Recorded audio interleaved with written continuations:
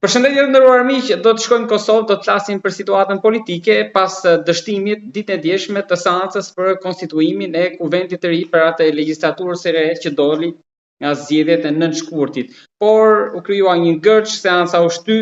Për çfarë ndodh tani, do të flasim me zotin Vullnet Bugaj nga Instituti Demokratik i Kosovës. Punëmtues i lartë, analist, njohës mjaftisht mirë zhvillimeve politike. Zoti Bugaj, përshëndetje dhe faleminderit. Përshëndetje për juve dhe është kënaqësi që bashkëbisedoj sot me ju. Faleminderit shumë. A mund të jetë një vend pa qeverinë detyrë, mund të qëndrojë? Një vend mund të qëndrojë me qeverinë detyrë edhe pa qeverinë detyrë. Nuk ka ndonjë pengesë kështu ligjore në kuptimin e fjalës. Megjithatë, në Kosovë kemi disa rregullativa ligjore të tilla që duhet paraprakisht që të respektohen në atë mënyrë që mos të krijojnë konflikt kompetencash ose konflikt të interesit mes pozicioneve të antarit të qeverisë dhe pozicionit të deputetit ose antarit të Parlamentit të Kosovës. Unë për hir të shikuesve me qëtë respektin do t'i sqaroja sot në detaje disa aspekte legale që ne i kemi dhe përkufizime legale që ne i kemi sa i përket çështjes së rregullativës mbi kur fillon mandati i deputetit dhe çfarë efekte ka qeveria e cila përfundon mandatin e rregullt dhe deri në çfarë mase ajo qeveri mund të ushtrojë detyrat e saj, pra pavarësisht që i ka përfunduar mandati. Së pari, bazë Kushtetutës Republikës Kosovës përcaktohet qartë që mandati i deputetit fillon në momentin e certifikimit të rezultatit të zgjedhjeve nga ana e Komisionit Qendror të Zgjedhjeve. Dhe po ashtu ekziston edhe një ligj për qeverinë e Republikës Kosovës, i cili specifikon qartë dhe në mënyrë shprehimore detyrimin që kanë antarët e qeverisë të cilët zgjedhin deputet që t'i japin dorëheqje së paku një ditë para certifikimit të rezultatit të zgjedhjeve. E kuptoni këtë? Po. Pra, po kthehemi në kontekst aktual të debatit dhe të temës që po zhvillohet kohëve të fundit në Kosovë, edhe sidomos si shkak i dështimit të seancës së djeshme në Kuvendin e Kosovës. Antarët e kabinetit qeveritar, të cilët kanë fituar vota dhe janë zgjedhur deputet të Republikës së Kosovës, kanë pasur për obligim ligjor që t'i japin dorëheqje një ditë para certifikimit zyrtar të rezultatit të zgjedhjeve. Megjithatë, të njëjtin nuk e kanë kryer këtë obligim ligjor dhe dje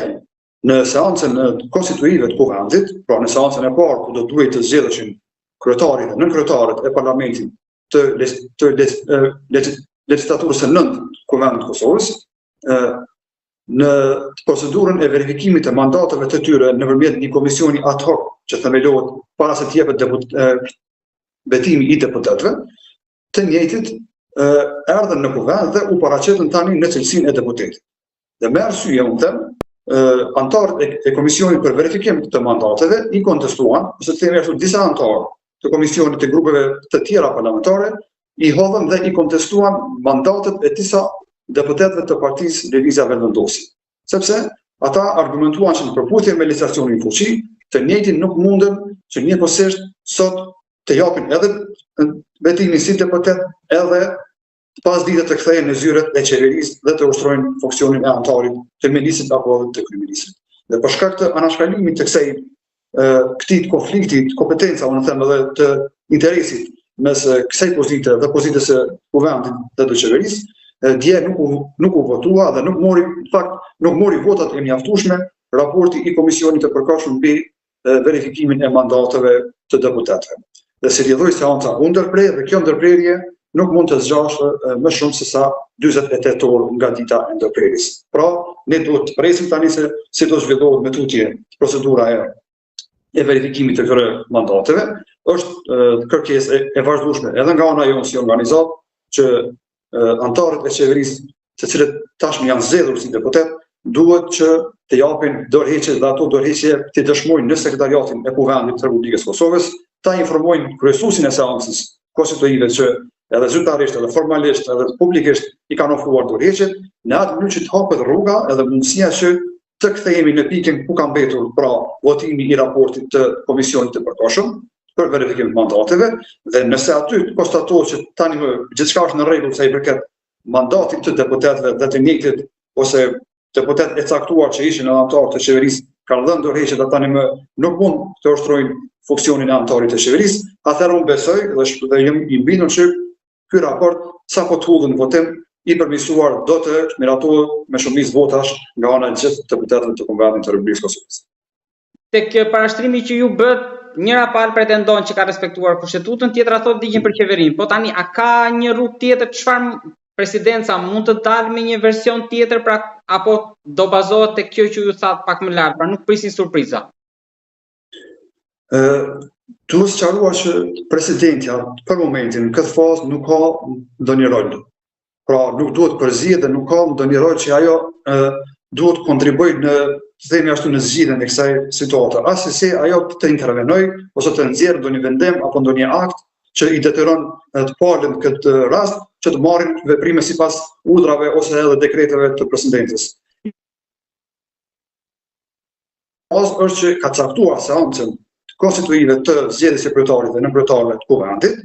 dhe rol tjetër në këtë moment nuk ka fare. Pra, edhe unë vlerësoj, si jurist që jam dhe si konstitucionalist që jam, unë vlerësoj që presidentja në këtë situatë nuk duhet fare të përzihet sa i përket ushtrimit të ndonjë kompetencë nga ana e saj, sepse edhe ashtu me konstitut nuk ka në këtë fazë, në këtë moment, nuk ka çka ndërhyj ajo, sepse kjo procedurë është tërësisht procedurë që mban përgjegjësinë e deputetëve të Konventit të Kosovës, e grupeve parlamentare në Konventin e Republikës së Kosovës dhe këtu presidentja juridikisht nuk ka çka përzihet në zgjidhjen e kësaj krize, sepse nuk është autoritet gjyqësor që vendos nëse pala e parë ose pala e dytë ka të drejtë në rastin konkret. Pra, presidentja megjithëse nuk është ndaluar që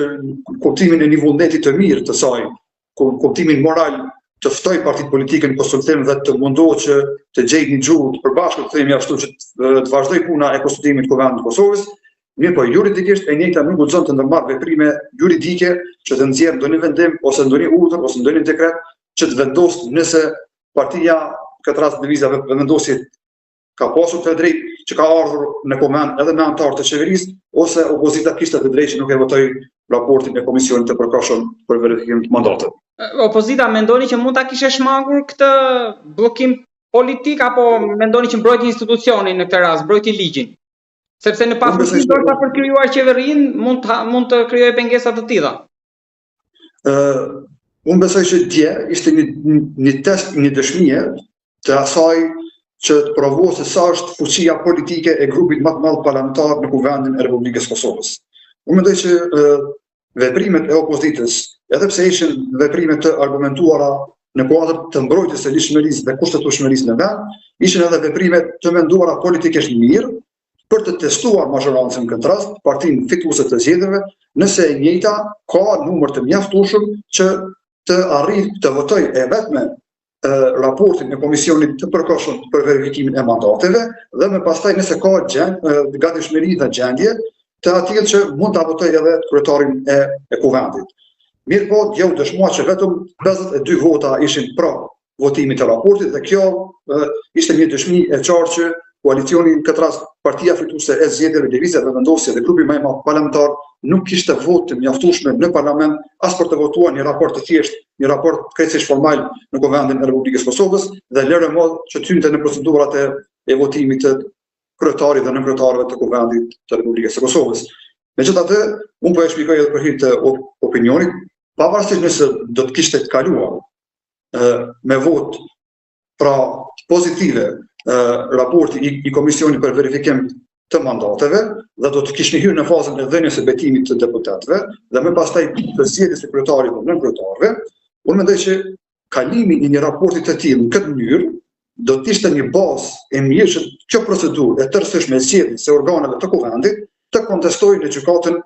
kushtetuese të Republikës së Kosovës. Për faktin se siç e përmenda edhe më herët, ka dispozitë të qartë në Kushtetutën e Republikës së Kosovës, e cila thekson në mënyrë të qartë pamundësinë e ushtrimit të funksionit nëse një person zgjedhet deputet dhe njëkohësisht mban postin e anëtarit të qeverisë. Pra, quhet një dispozitë që flet për papajtueshmërinë e ushtrimit të funksionit dhe ndalon në të dy taborët. Pra, edhe deputetët ju ndalon që të marrin funksionin e anëtarit të ekzekutivit, por thot edhe anëtarët e ekzekutivit, këtë rast të qeverisë, nuk munden asesi që njëtën kohë të ushtrojnë edhe funksionin e deputetit në Parlamentin e Kosovës. për hir të korrekcisë, dje në Kuvendin e Kosovës në seancën konstitutive janë paraqitur një numër i deputetëve të cilët nuk kanë dhënë dorëheqje, por kanë shkuar në seancë si anëtar të qeverisë dhe janë ulur në urset e Kuvendit, kanë nënshkruar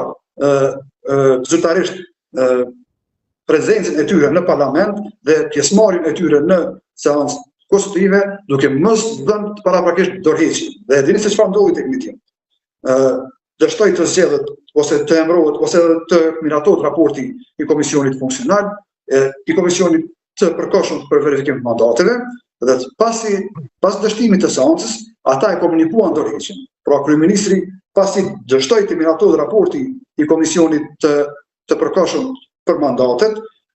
tek disa minuta më vonë pastaj e publikuan në media se kinsa ata kanë dhënë dorëheqje. Kanë dhënë dorëheqje, por sot kanë mbledhur ministrat kurti. Dhe ironia e faktit është që të nesërmen ose në mbrëm në orë të vona kanë thirrur mbledhje, që sot të mbahet një takim, një mbledhje e tërë të kabinetit qeveritar në ora 10 dhe imagjinoni do të vendoset sot për çështje që edhe ligji i qeverisë i ndalon që në situatën kur i kalon mandati i rregullt qeverisë, pra i ka të kufizuara në mënyrë taksative kompetencat dhe këta sot qëllimshëm po i shfrytëzojnë ato kompetenca të cilat me ligj kanë të ndaluara. Pra, është një lloj anomalie, sepse si mund të japësh dorëheqje dhe nesër të shkosh të tërsh mbledhje, të thrasësh mbledhje të qeverisë, të mbash mbledhje dhe të votosh, madje pika të rendit në mbledhjen e qeverisë, të cilat i ketë të kufizuara sipas ligjit për qeverinë që nuk mund të votosh në momentin kur je qeveri në dorëheqje, ose kur je qeveri me mandat të përfunduar. Edhe diçka të fundit ju lutem, me vendimet që mund të miratohen sot, me atë që ndodhi dje në seancë, nëse do marrin versionin që këto do të shkojnë për interpretim në gjykatën kushtetuese, jemi përballë një zvarritje për krijimin e qeverisë së re, jemi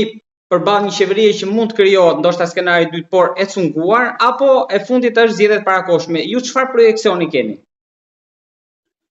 Gjastat e mundshme janë që për momentin, në këtë fazë, kemi mungesë numrave. Pra, fituesi i zgjedhjeve, në këtë rast Lëvizja Vendosje, nuk i ka të garantuar 60.000 vota në Kuvendin e Kosovës për të proceduar për zgjedhjen e kryetarit të saj të Kuvendit, sepse kryetari i Kuvendit duhet të propozohet nga radhë të grupit më të madh parlamentar, dhe më pastaj unë besoj se nuk ka ende një marrëveshje të kësaj partie me ndonjë parti tjetër politike në Parlamentin e Kosovës që do t'ja mundsonte sigurinë që të hynte pastaj edhe në procedurën e zgjedhjes së qeverisë së Republikës së Kosovës. Dhe unë besoj që krejt kjo zvarritje që ndodhi dje dhe kjo blokadë ose ky ngërç politik që ndodhi dje ishte me arsye që dëshmonte pamundësitë e numrave, pra pamundësitë e numrave efektiv që janë garantojnë zgjedhjen e kryetarit të Kuvendit dhe më pastaj zgjedhjen e qeverisë së Republikës së Kosovës. Dhe në këtë fazë, unë besoj që ne jemi hyrë në një krizë politike dhe institucionale, sepse nuk po shoh që kamë pas të themi ashtu reagime pozitive në kuptimin që të procedohet me tutje dhe të fillojmë me zgjedhjen e organeve të Kuvendit, nuk ka ndonjë dialog politik në Kosovë, as mes partisë parë dhe partive të tjera parlamentare që të zhbllokohet çështja, dhe madje nuk po shohim që ka interes të grupit më të madh parlamentar që të procedojnë me tutje. Ata madje kanë parashtruar një kërkesë të Presidentja e Republikës së Kosovës, e cila kërkon që me cilën kërkesë i kërkohet presidentës, imagjinoni që meqense nuk u votua atje raporti i komisionit për mandate, të gjithë ata deputet që kanë votuar kundër këtij raporti, t'ju merret mandati i deputetit. Imagjinoni si sjellje politike të pabazuar as në kushtetutë, as në ligj, as në një logjikë normale shtetërore. Pra, ti drejtosh kërkesë presidentës që presidentja t'u marrë mandatin deputetëve që nuk kanë votuar raportin e komisionit të përkohshëm për verifikim të mandatit. Pra, kemi një pasi për të njohur në mënyrë themelore dhe bazike konceptet e ligjit në Kosovë dhe të kushtetutës, sepse presidentja nuk merr asnjë mandat të asnjë deputeti, nuk e ka fare në kompetencë që të veprojë dhe të marrë mandate të deputetëve të një grupi parlamentar, nuk ja ka dhënë as kushtetuta, as ligji për presidentin dhe asnjë rregullativ ligjor në fuqi në Kosovë nuk i jep mandat që presidenti në vendos ka apo nuk ka mandat një deputet. Dhe për këtë arsye ne mendojmë që krejt kjo situatë është krijuar qëllimshëm për faktin se grupi më i madh parlamentar ose partia fituese e zgjedhjeve nuk i ka votat e mjaftueshme për të zgjedhur organet e Kuvendit spari dhe më pastaj për të hyrë në procedurën e zgjedhjes së qeverisë. Zoti Bugaj, ju falenderoj shumë për bisedën, për analizën dhe për gjithë sqarimet e plota dhe qarta. Të jam shumë i njohës. Ishte kënaqësi dhe faleminderit, vjen mirë që u njohëm, se e di që kemi biseduar, kemi shkruar në kalumrën, po për shkak të kohës nuk kërkoj falje, nuk ka pas mundësi të lajmërohem në situatat kur ti ke pas nevojë që të kryjmë një realizim të intervistës. Unë të falenderoj shumë dhe të uroj më të mira. Faleminderit shumë, ishte kënaqësi.